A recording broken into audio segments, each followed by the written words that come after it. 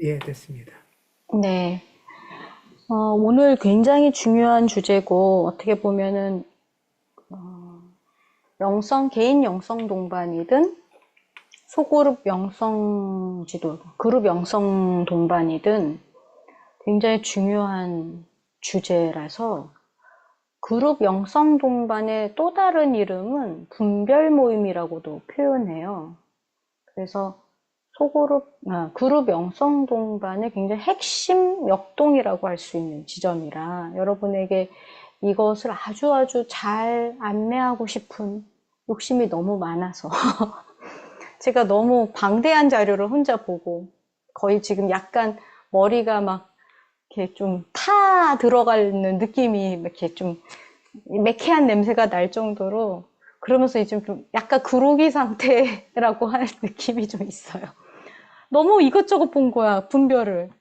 그러다가 제가 여러분과 한번 얘기를 했던 기억이 있는데 이 차원을 이야기하는 것이 그래도 조금 더 도움이 되겠다. 제가 영적인 가슴에 대해서 이야기한 바 있을 것 같아요. 여러분과 나눴던 기억이 있는데 제가 이제 보통 그 영성에서 이렇게 에고를 표현할 때 참자와 거짓자 이 표현을 굉장히 많이 다들 좀 사용하거든요. 이제 그 교회에선 겉사람, 속사람, 뭐 이런 식으로 옛사람, 이런 느낌을 에고에서 이제 거짓자라고 하고, 여기 오늘 저자도 거짓자라고 표현하고 있고요.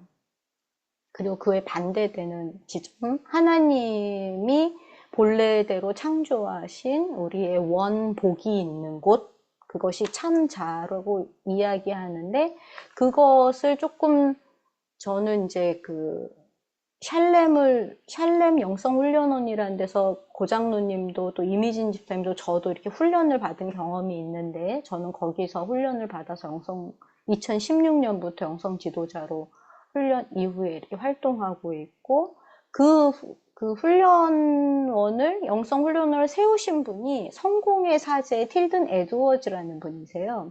이분이 이 전체적인 참자, 거짓자, 이제 키팅 신부님이 얘기한 거고, 그 행복이란 정서 프로그램의 내면에 있는 그 세 가지 차원을, 뭐, 힘과 지배 욕구, 생존 욕구, 인종 욕구, 이걸 가지고선 다 이렇게 바라보고 나서 자신이 볼 때, 우리 안에 좀 세 가지 차원이 있는 것 같다. 그런 그 세 가지 차원이 키팅 신부님 말하는 세 가지 차원이 아니라 그건 에고의 그 거짓자의 세 가지 차원의 그 지점이라면 이분은 좀 다르게 표현하는 지점이 있어서 그거를 좀 여러분과 이야기를 하고 싶어요. 이 얘기를 하는 이유는 아까 표현하신 부분도 있는데 그 이제 여러분이 얘기한 것처럼 이 저자가 어른으로 대우하시는 하나님께 적절한 우리들의 반응. 되게 피곤하고 되게 좀 뭐랄까 나는 좀 시키는 대로 그냥 쫓아가고 싶은데 오히려 우리가 어른처럼 그것을 적절하게 우리가 이렇게 분별하기를 바라시고 기대하시는 주님을 우리가 이 장에서 만나잖아요. 내가 과연 그럴 만한 분별력이 있나? 근데 이분 생각보다 주님은 우리를 되게 많이 믿어주시는 것 같아요. 우리가 분별할 수 있다. 그 얘기는 다른 표현으로 하면 분별의 자원을 이미 우리가 내재하고 있다라는 표현이거든요. 그러니까 갑자기 없는 데서 우리가 뭔가를 이미 우리가 분별할 수 있는 자원이 있다는 거예요. 그래서 그 자원을 세 가지 차원에서 우리가 살펴볼 수 있다라고 얘기하는 거죠. 그러니까 앞서 이제 그 저자의 말처럼 단순히 이게 분별을 하나님께서 우리 삶 속에 어떻게 역사하시는지 좀 잘 지켜보자, 잘 지켜보고 주의를 기울이자 하는 것 자체 아주 단순히 말하면 그게 분별이다라고 말씀하시잖아요. 그래서 저는 이 분이 얘기하는 그 두 가지 차원을 한 가지 더 첨가해서 이제 설명을 하려고 합니다.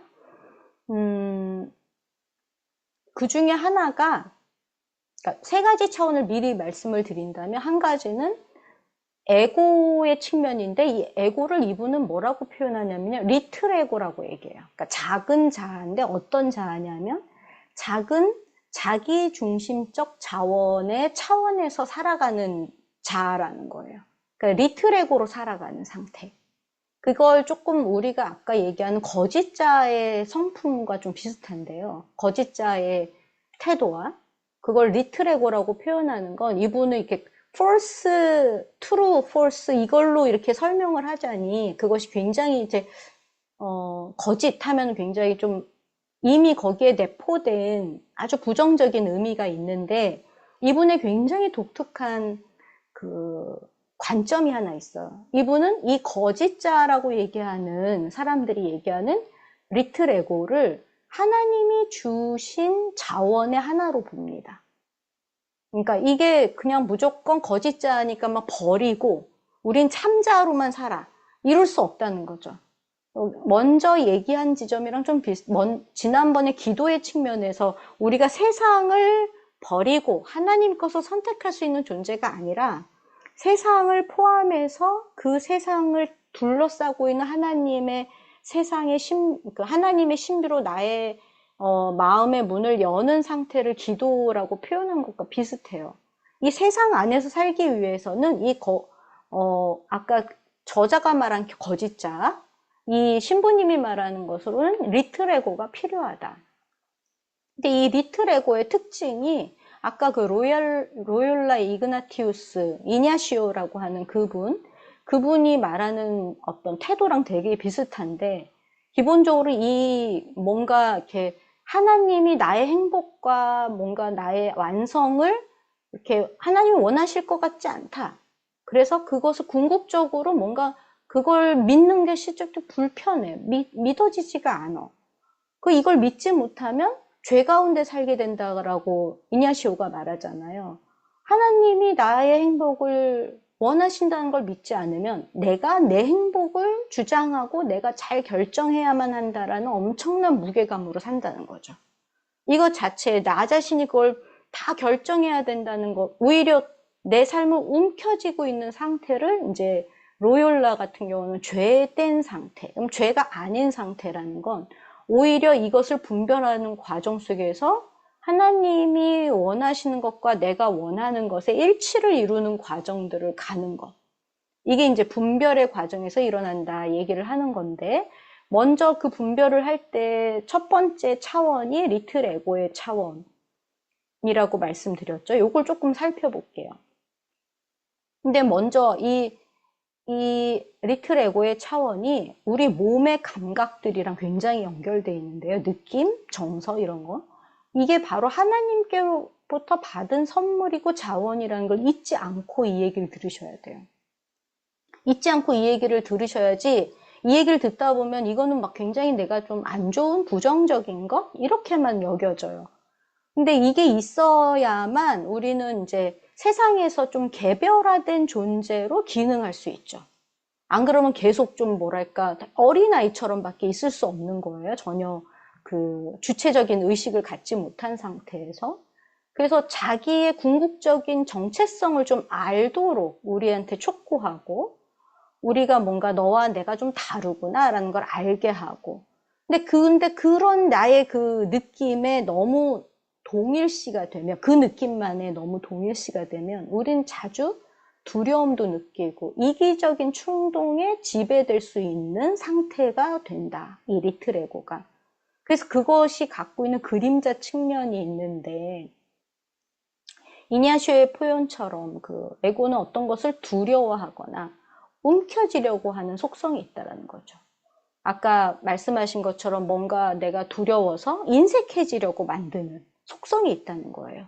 근데 이 거친 세상을 살아가려다 보니까 그 생존 욕구가 우리 안에 있기 때문에 내가 뭔가 안전하려고 싶어서 이런 리틀 에고의 측면이 있는데 그게 있으니까 사실 나를 돌보는 힘도 생겨요. 근데 그러한 과정이 근데 그렇게 돌보려고만 하는 과정이 계속 지속되다 보면 우리의 세계관은 실제보다 뒤틀려요. 매사 모든 게 문제점이고 매사 모든 게 나를 위협하는 위험물로만 보이는 거예요. 그냥 이불 밖은 위험하죠.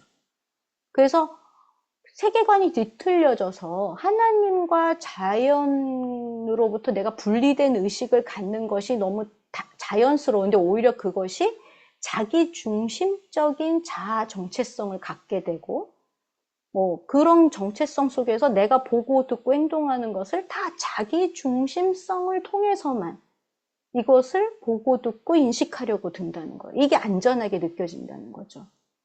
그래서 작은 자로 살아갈 때 우리의 모습은 기본적으로 어떤 존재로부터 분리됐다는 느낌을 제일 많이 줘요. 그러니까 이 분리됐다는 느낌이 첫 번째로 야기하는 정서는 외로움이에요. 고립감입니다.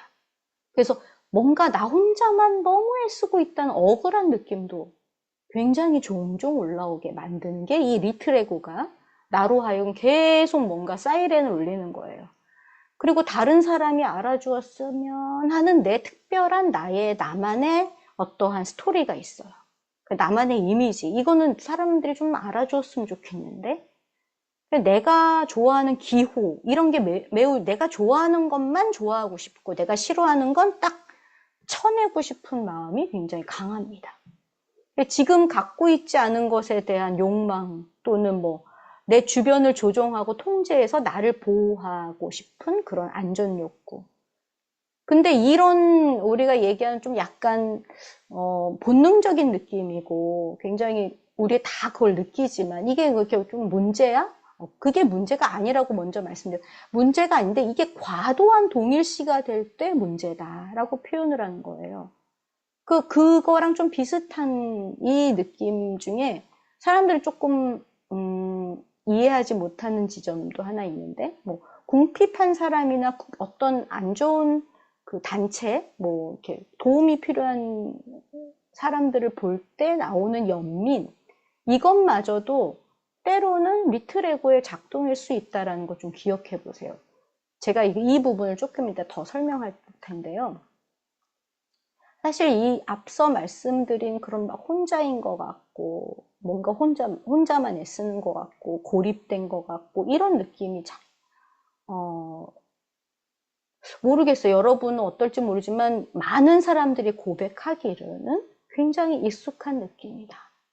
그거 말고 굉장히 어쩜 찰나에 뭔가 연결되고, 좀 우리가 서로가 다정한 것 같아.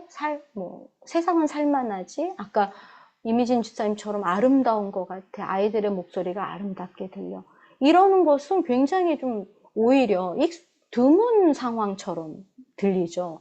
굉장히 아름답지만, 많은 사람들은 그걸 소음으로 느낀다든가, 아니면 불편한 어떤 나의 가는 길을 좀 불편하게 하는 대상으로 보인다든가, 이런 느낌에 매우 익숙합니다. 하지만 이렇게 느끼는 나의 자아는 하나님이 우리에게 주신 선물이라는 거 꼭 전제를 아직도 우리는 놓치지 말아야 돼요. 우리는 이런 자아가 있으므로 사실 생존할 수 있고 계속 뭔가 나를 돌보려는 기본적으로 이렇게 나를 안전하게 생존하려는 본능과 매우 깊게 연결되어 있는 자이기 때문입니다. 근데 문제는 이게 우리 차원의 전부가 아니라는 데 있어요. 에고를 이야기할 때 아까 말씀드린 것처럼 이기적이고 나쁜 것만 이렇게 떠올리기 쉬운데 사실 에고는 선한 일을 하려는 우리의 모습 속에서도 매우 정교하게 작동합니다. 그래서 오히려 이 부분이 더 어려운 분별의 부분이기도 해요. 근데 제가 이 부분을 여러분에게 나누고 싶은 건 우리가 이제 소그룹 영성 동반을 하다 보면 이건 굉장히 선한 의도인데 이게 왜 이 사람이 괴롭지? 라고 하는 질문을 우리가 할 수 있어요. 이때 우리가 어떤 마음과 어떤 차원에서 이것을 바라봐야 돼. 이걸 분석하라는 얘기가 아니라 하나님 안에서 계속 내가 기도하면서 내 안에 올라오는 걸 볼 수 있는 지점, 분별을 할 수 있는 자원이 됩니다. 좀 더 풀어 설명하면 우리가 선함이라고 하는 또는 종교성, 뭔가 거룩함, 이게 굉장히 이건 굉장히 중요한 거지. 이게 율법적인 거, 이런 것들, 도덕적인 거, 이런 것들을 통해서 에고는 그것마저도 그걸 통해서 자신을 증명하고 싶게 만들어요. 에고는 이렇게 속삭여요. 나는 좋은 사람이어야 해. 나는 헌신적인 사람으로 보이는 게 중요해. 그래서 선한 일을 할 때조차도 깊은 곳에 이런 움직임이 숨어 있을 수 있어요. 인정받고 싶은 마음, 의미 있는 사람으로 보이고 싶은 욕구, 하나님께 마저 내가 괜찮은 사람이라는 것을 계속 하나님으로부터 확인받고 싶은. 그래서 겉으로는 굉장히 선한 활동으로 드러나지만 내면에서는 계속 끊임없이 자기의 존재를 계속 증명하고 자기의 존재의 위치를 계속 확보하려는 시도가 일어납니다. 그러니까 교회가 그렇게 오래 다녔는데도 계속 헤게모니 싸움이 나는 경우가 많은 교회들이 헤게모니 싸움이 되게 치열합니다. 보기보다도. 그런데 그런 이유가 사실 이 에고의 작동이라고 할 수 있죠. 그래서 어떤 아까 말씀하신 그 아주 중요한 단어, 사랑이 동기가 돼서 이렇게 움직이는, 추동하는 힘이 아니라 뭔가 애쓰고 당위에 의해서 나를 움직이게 하는 상태라고 볼 수 있어요. 그러니까 이 책에서 얘기하는 참자라고 하는 그 영역에서 보면 거기서 나오는 선함은 아주 자연스럽다고 이야기해요. 자연스럽게 흘러가는 느낌이 있는데 리틀 에고에서 나오는 작은 자아중심적 자아라고 하는, 우리가 통상 작은 자아라고 부르겠습니다. 작은 자아라고 하는 에고에서 나오는 선함 내지는 거룩함, 도덕적인 어떤 표현들은 특징이 있는데 힘이 들어가 있다. 뭔가 꽉 내가 움켜쥐는 힘이 들어가 있으면서 이거 꼭 해야 돼. 이런 당위가 굉장히 나를 압도합니다. 그리고 이거 하지 않으면 뭔가 죄책감이 막 올라오는 상태. 이게 여러분이 이거를 제가 말씀드리는 건 내가 기도 안에서 이런 상태인지를 좀 일단 개인적으로 성찰하면서 분별하는 게 굉장히 중요하고요. 선한 일을 하고서도 기쁨보다는 오히려 피곤함이나 또는 억울함. 선한 일을 했는데 이런 것들이 뒤이어서 올라오는 상태. 이게 바로 리틀 에고의 작동이라고 할 수 있습니다. 그럼 그 억울함에 우리가 막 완전히 동일시돼서 그 부분을 파고들 수가 있는데 오히려 아니라는 거죠. 아, 내가 지금 억울한 마음이 올라오는구나. 그럼 내가 어느 지점에서 나의 리틀 에고가 굉장히 돌봄을 바라고 있네? 라는 걸 우리가 인식해야 돼요. 그래서 보통 이런 중요한 신호는 내가 이렇게까지 했는데 왜 몰라주지? 왜 나만 이렇게 애써야 이 관계가 유지되지? 그런 감정이 올라오면 이게 에고가 나한테 보내주는 신호다. 이때 우리 이 마음 자체, 이 활동 자체가 나쁜 것은 아니지만 사실은 하나님보다는 내 마음, 내 역할, 내가 하는 일, 이거에 굉장히 집중되어 있는 상태로 이해하면 좋겠어요. 그러니까 사실 나밖에 없는 거예요. 그 에고라는 건 내 안에 나의 감정과 내 생각과 나의 어떤 바라는 어떤 지향이라고 말하는 것보다 목표, 삶의 목표와 한계, 뭐 이런 것들에 관심밖에 없는 상태. 그러니까 이 자체가 겉으로는 막 굉장히 막 봉사도 많이 하고 헌신도 하는데 그 사람 마음 안에 이런 작동이 계속 일어난다면 이거는 하나님이 중심이 되지 않은 상황이라고 볼 수 있는 거죠. 그래서 에고가 이렇게 하나님을 바라보게 하는 것보다는 내가 잘하고 있는가에 집중하게 만들어서 내가 뭔가 유익하고 의미 있는 일을 하면서도 점점 더 자기 평가와 자기가 만들어 놓은 기준 속으로 나를 막 가두고 몰아넣게 돼요. 그래서 의미 있는 일을 하는 것 같지만 하나님과의 연결은 오히려 약해지는 역할을 할 때가 있습니다. 그렇다면 이때 분별을 어떻게 해야 하나? 아주 섬세하지만 중요한 기준이 있는데 내가 지금 하고 있는 이 모든 활동의 중심에 사랑에서 흘러나오는가? 내 안에 어떤 불안으로 끊임없이 애쓰고 있는가? 이걸 좀 볼 수 있고요. 스스로에게 물어볼 수 있죠. 이 일을 하지 않아도 나는 괜찮나?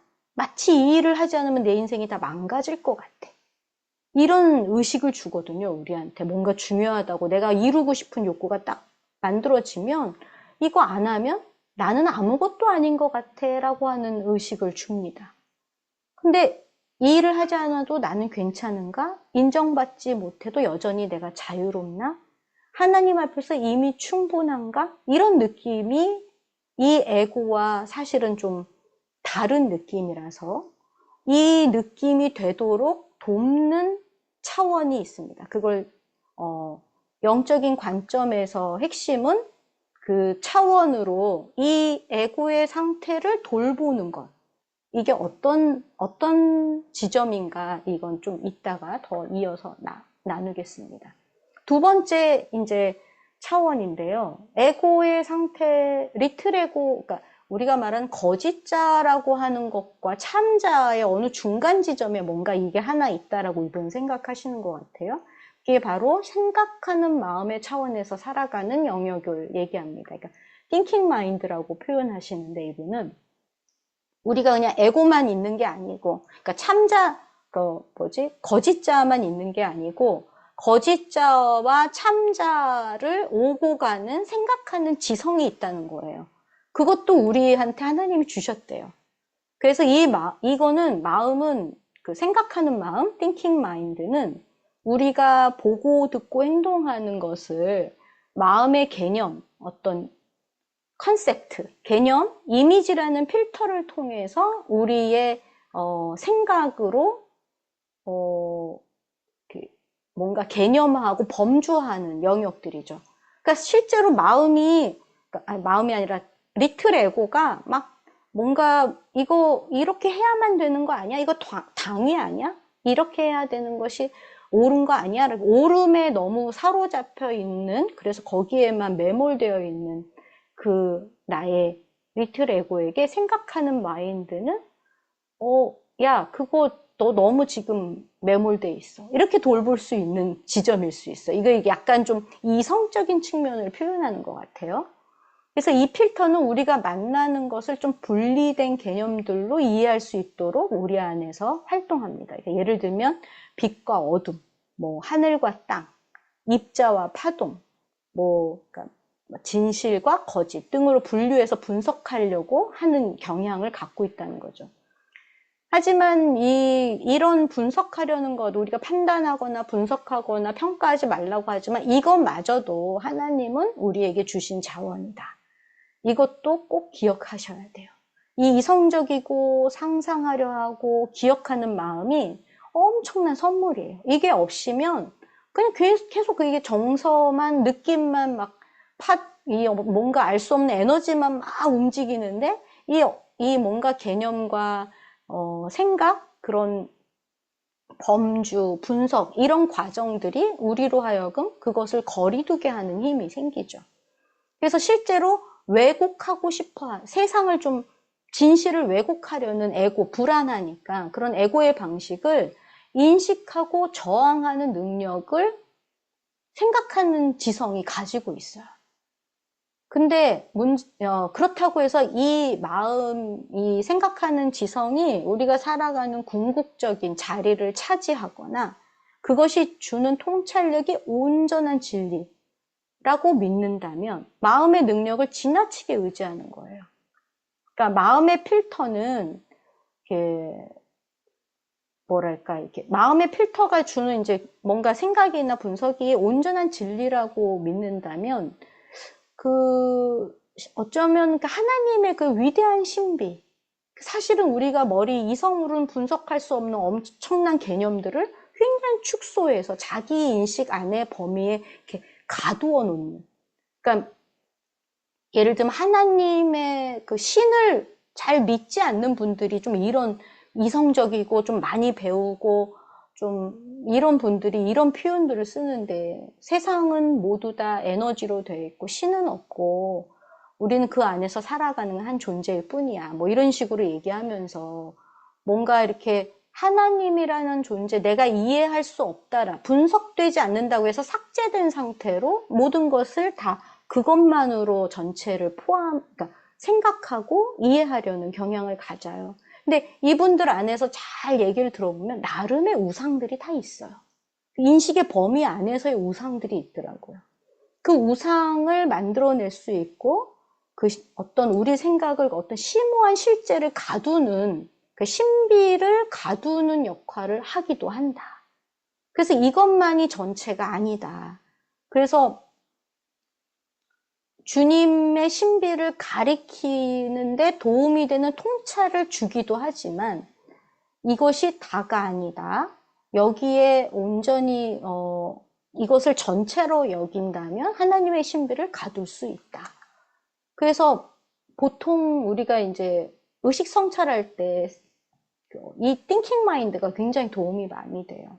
그래서 보통 이렇게 생각을 하루 종일 우리가 뭐 거의 생각하며 살잖아요. 하루 종일 계속 생각하며 사는데 내가 계속 판단하고 뭐 이 제품과 저 제품을 비교하고 아니면 저 사람과 이 사람을 비교하고 내 그 사람과 나의 관계를 해석하고 결론을 내리고 거의 항상 생각 속에서 살아가는데 그래서 생각하는 마음은 우리가 보고 듣는 모든 것을 개념과 이미지로 정리하려고 한다고 했죠.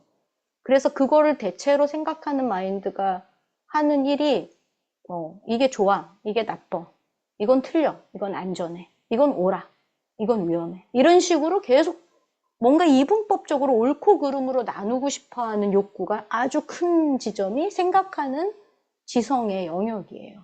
근데 이 생각하는 마음이 하나님의 선물이지만 이 생각하는 마음이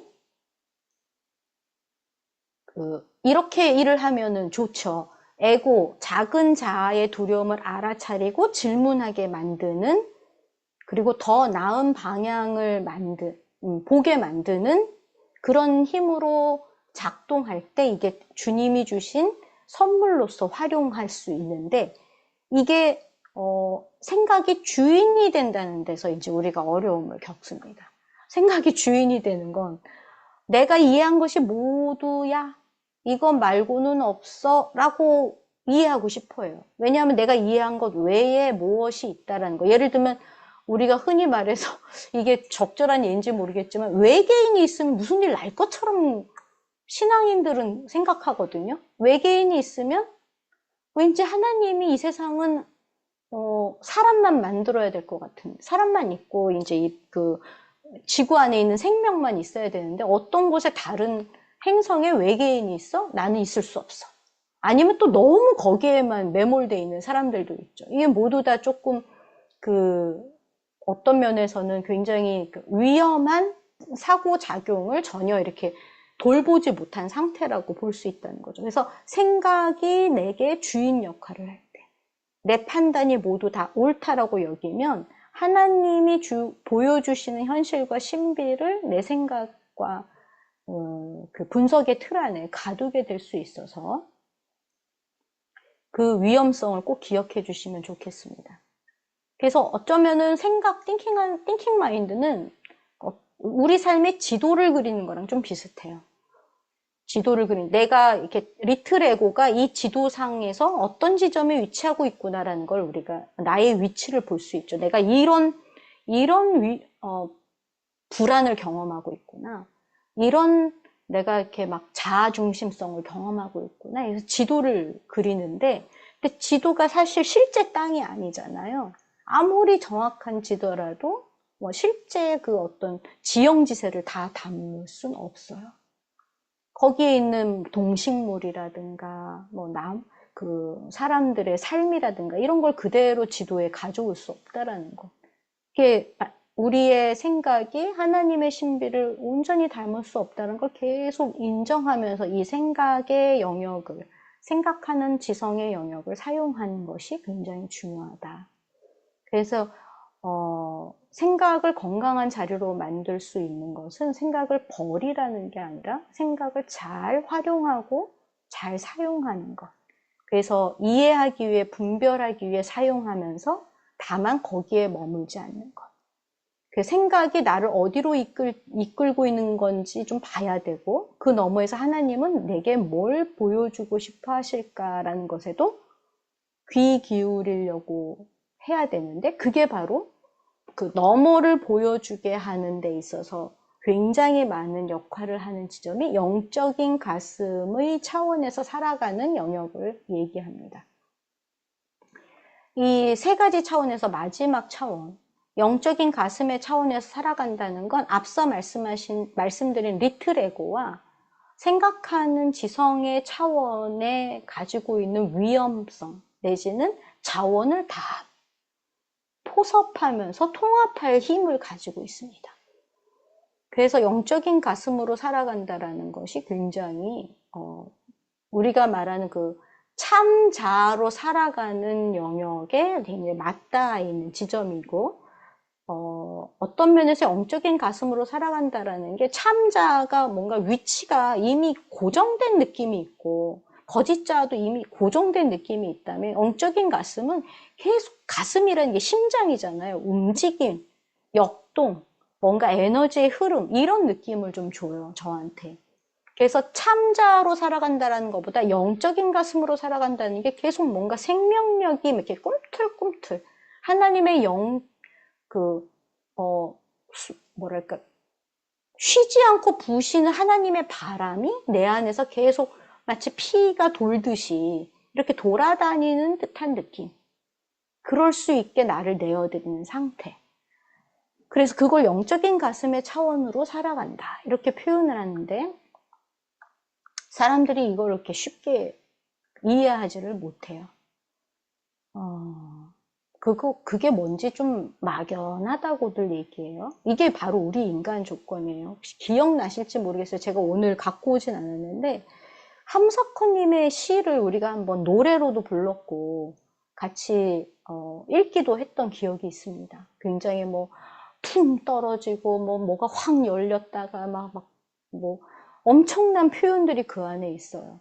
저는 그게 바로 영적인 가슴으로 살아가는 과정에서 경험하신 느낌을 아주 잘 표현했다라고 저한테 느껴졌어요. 이 영적인 가슴으로 살아가는 거는 우리가 세상에서 살아가는 방식과 좀 달라요, 사실. 아까 얘기하는 세상의 차원에서 살아가는 건 어떤 면에서 에고와 생각하는 마음의 차원에서, 그래도 에고만으로 살지 않고 생각하는 차원에서만 살아도 사람이 상식적일 수 있어요. 근데 이거가 끝이 아니라는 거죠. 근데 이것이 끝인 것처럼, 세상은 말해요.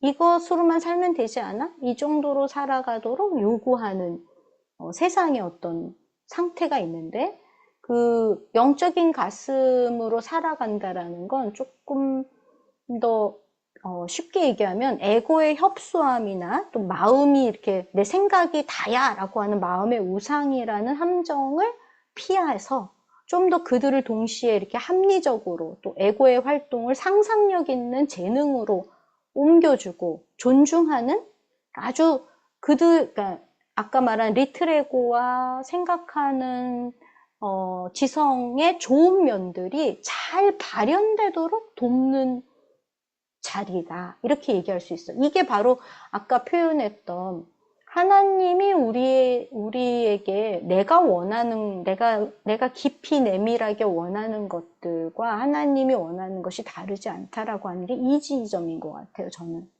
그러니까 굉장히 나의 에고에서 추동되는 어떤 지점과 생각하는 지성의 그 지점들을 주님이, 이걸 제거하거나 삭제하지 않고 이걸 굉장히 선용하셔서 이 영적인 가슴 안에서 통합해서 정말로 엄청나게 상상력 있고 재능 있는 어떤 나의 본래적 나로 살아가도록 모티브가 되는 정말 이렇게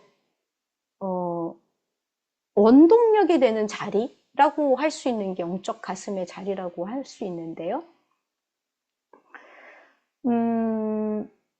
보통 이 차원에서 살아간다라는 게 설명을 하면 할수록 되게 좀 어려워서 사람들이 좀 오해를 하는데 그 오해를 하지 않게 제가 잘 설명해 보도록 할게요. 그러니까 생각하는 마음과 에고가 분명히 자원인데 그 자원이 되도록 귀중한 자원이 되도록 도와주는 곳이고 하나님께 열려있는 영적인 가슴은 우리 자기 중심성이라는 함정을 피할 수 있도록 도와준다고 해요. 그리고 이렇게 신비의 더, 사랑의 빛과 함께 친밀한 교제로 이끌어주는 기본적인 동력이라고 합니다. 근데 이게 왜 이렇게 어렵나? 그 부분을 좀 제가 이것저것 이제 찾아보면서 결론이 보통은 다 이렇게 얘기한다는 거예요. 에고로 반응하고 생각으로 판단하는 삶에 계속 영적인 가슴은 어떤 면에서 좀 불편하게 하는 것처럼 느껴져요. 예를 들자면 에고는 계속 이렇게 얘기하거든요. 이렇게, 이거 더 잘해야 돼. 이거 나는 조금 더 안전해야 돼. 그거는 더 나한테 알맞아야 돼. 그래서 계속 자연스럽게 머리와 에고 중심으로 살아가는데 영적인 가슴은 계속 하나님께 뭔가 이러한 나의 이야기를 좀 내려놓고 하나님 무엇인가 더 있을 것 같아요. 하나님께 저는 더 열려 있겠습니다. 그리고 하나님이 내가 원하는 걸 나보다 더 잘 아신다고 여겨져서 내가 지금 파악하지 못하는 나의 가장 좋은 것을 하나님이 인도해 주신 대로 따라가고 싶습니다.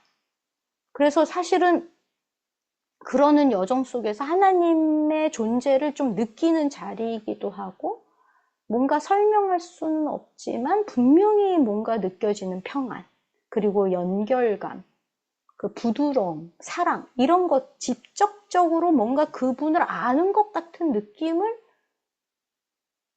줘요. 영적인 가슴이. 그래서 분석이나 직관적인 분석이 아니라 아주 직관적인 알아차림. 아, 지금 여기 하나님이 계시구나. 아, 당신과 내가 둘이 아니라 하나이구나. 우리는 사실 분리돼 본 적이 없구나. 뭐 이런 느낌을, 그래서 아이들의 웃음소리가 제 아이가 남의 아이지 나랑 상관없지. 이게 아니라 우리가 다 하나님 안에서 한 자녀고 저 생명이 내 생명과 연결돼 있구나. 본능적으로 그게 굉장히 아름답게 느껴지는 상태. 아까 이미진 집사님의 마음은 영적인 가슴으로 보는 상태라고 저는 표현하고 싶어요. 영적인 가슴은 하나님을 직접 경험하는 자리라고 할 수 있어요. 이 영적인 가슴이 열릴 때 일어나는 어떤 증상 내지는 변화는 여기서 이렇게 이 가슴으로 살기 시작하면 사실 에고가 이렇게 계속적으로 뭔가 이렇게 사이렌 같은 소리를 계속 하거든요. 뭔가 불편하다, 이건 뭔가 문제 있다라고 하는 그 어떤 거에 덜 붙잡히게 됩니다. 그러니까 두려움이 좀 올라오지만 휘둘리지 않아서 오히려 좀 그 에고의 충동에 아주 의연하면서도 창의적으로 대처하고 그 안에서 살아갈 지혜를 얻습니다. 그리고 또 생각도 멈추는 게 아니라 오히려 이렇게 좀 고요하고 조용해지면서 맑아지고 단순해지는 것도 이 영적인 가슴으로 머물러 있을 때 생각이 막 들쑥날쑥 하는 게 아니라 굉장히 차분하면서도 아주 중요한 어떤 지점만 내 안에서 아주 단단하게 이렇게 남아있는 것을 경험한다고 합니다. 저도 늘 경험하지 않기 때문에 경험한다고 합니다라고 표현합니다. 그래서 우리가 앞서 얘기한 것처럼 계속 에고를 버리지 않고 생각도 버리지 않고 영적인 가슴이 중심이 돼서 이것을 전체적으로 감싸 안는다라는 느낌을 꼭 기억하셨으면 좋겠어요. 어떤 그림으로 이해를 하면 에고는 어떤 면에서 에너지, 정서, 느낌, 생각은 뭔가 방향을 보는 눈, 영적인 가슴은 완전히 나의 중심이어서 이 중심이 모든 것을 다 이끌어가는 운전자 같은 느낌이라고 볼 수 있을 것 같아요. 중심이 바뀌면 모든 것이 제자리를 찾아가잖아요. 아까 영적인 가슴으로 이렇게 딱 들어오니까 되게 분주하고 늘 바쁘고 조급하고 쫓기는 느낌이었는데 시간이 많아도 맨날 뭔가 작은 것 같고 뭔가 있어도 뭔가 모자른 것 같고 불만스럽고 불만족스럽고 또 무엇인가를 위해서 계속 나를 뭔가 추동해야 될 것 같고 이렇게 가만히 있으면 게으른 것 같고 뭐 이런 느낌을 계속 주는데 이 영적인 가슴으로 살아가면 억지로 이렇게 뭔가를 만들어 난다기보다는 좀 깊은 평안과 자비 속에서 주님의 자연스러운 흐름을 타는 걸 느껴요. 그래서 두려움으로부터도 좀 자유롭고 집착에서도 좀 풀어져서 그냥 자연스럽게 주님이 나 옛날에 이건 별로였는데 이게 그냥 나한테 되게 그렇게 되면 참 좋겠다. 내가 이런 거를 바라다니 너무 신기한 걸 뭐 이런 거를 좀 경험하게 되죠. 그래서 중요한 어떤 가장 영적인 가슴에서 굉장히 중요한 정서는 연결됨이에요. 분리감이 아니라. 하나님과 내가 연결돼 있고, 친밀하게 연결돼 있고, 사람들과 내가 친밀하게 연결돼 있구나. 우리의 사귐이 자칫 잘못하면 뭔가 끊어질 것 같아. 이런 불안감이 점차 사라지는 상태가 영적인 가슴 안에서 살아가는 것입니다. 그래서 영적인 가슴으로 산다라는 것, 이것은 그 리틀 에고와 띵킹 마인드와 스피리추얼 허트라고 하는 이 세 가지의 좋은 통합을 향해서 움직이는 것이 가능하게 만든다. 그래서 이 부분을 이렇게 소그룹 명성 동반에서 이렇게 조금 적용해 본다면 보통 우리가 소그룹 영성 동반이나 의식 성찰에서 지금 내가 이 사람의 말에 또는 내가 지금 경험했던 그 사건에 어느 지점에서 내가 반응하고 있지? 그러니까 리틀 에고로 반응하나? 그러니까 불안이나 뭐 두려움이나 내지는 뭔가 옳고 그름, 당위, 판단 이런 걸로 반응하나? 아니면 내가 생각으로 지금 반응하고 있나? 영적인 가슴으로 반응하고 있나? 제가 좀 그런 표현 목사님한테 잘한다고 여러분에게도 말한 경험이 있는 것 같은데 제가 뭔가를 목사님한테 얘기하려고 해요. 근데 이 얘기를 하면 목사님이 어떤 식으로 분석하고 판단하고 이렇게 통찰할지가 이렇게 머릿속에서 이렇게 약간 시뮬레이션이 돼요. 그러면 이걸 또 계속 설명하려는 게 되게 피로감이 있어서 전제를 딱 넣고 목사님 영적인 가슴으로 들어주세요. 그러거든요. 그럼 목사님 진짜 태도가 달라져요. 알았어. 영적인 가슴으로 들어보도록 노력할게. 이런 분위기로 좀 그 태도가 전환되는 게 보이거든요. 실제로 굉장히 서로가 영적으로 그 현존의식 속에서 그 얘기를 저도 하고 영적인 가슴으로 들으려고 하는 목사님의 반응을 저도 영적인 가슴으로 들을 수 있는 그런 상태가 돼서 소그룹 영성 동반은 이런 상태가 서로가 계속적으로 2시간 동안 유지되도록 우리가 계속 깨어있게 하는 것이 되게 중요합니다. 그래서 사실 이런 기도에 기대고 있어요. 우리의 생각과 두려움을 넘어서 당신이 계신 그 자리, 영적인 가슴에 당신이 계시다고 믿기에 그 자리에서 그 영적인 가슴에서 우리를 이끌어 주십시오. 이 가슴에, 영적인 가슴에 있는 당신을 알아차리게 해 주십시오. 이게 이제 우리가 참자로 살아가도록 하는 굉장히 중요한 에너지다라고 표현할 수 있을 것 같습니다. 이 세 가지 차원으로 여러분에게 설명드릴 때 여러분이 이제 여러 지점에서 이 지점을 좀 이렇게 적용해 보셨으면 좋겠는데 딱 저는 지금 떠오른 거는 2가지 지점, 2가지? 3가지. 2가지 지점으로 생각이 들어요. 한 가지는 성찰, 의식 성찰, 마음 성찰할 때 내가 이거를 어떠한 차원에서 지금 보고 있지? 그리고 내가 지금 이거는 내가 에고의 리틀 에고의 어떤 반응이었구나. 그럼 이걸 어떻게 영적인 가슴으로 이걸 돌볼까? 이게 이제 일상의 영적 성찰에서 이루어지면 좋겠고, 소그룹 영성 동반에서도 이제 중심 인물이 무엇인가를 나눌 때 내 안에 굉장히 생각하는 지성이 막 이렇게 움직이는 걸 느끼실 수 있어요. 또는 나의 에고가 저 사람 저번에도 저 얘기하더니 또 이 얘기야. 아이고 지겨워. 뭐 이런 식으로 올라올 수 있잖아요. 물론 그러실 분들은 아니지만 우리의 에고는 우리의 뭐랄까 생각이나 어떤 영적인 가슴 이상으로 굉장히 뭔가 돌출 행동을 많이 해요. 너무 놀라지 마세요. 그거를 충분히 영적인 가슴으로 돌볼 수 있다는 거예요. 그리고 그걸 돌보는 과정으로 기도하면서 머무는 것 자체가 소그룹 영성 동반이고 개인 영적 지도도 마찬가지입니다.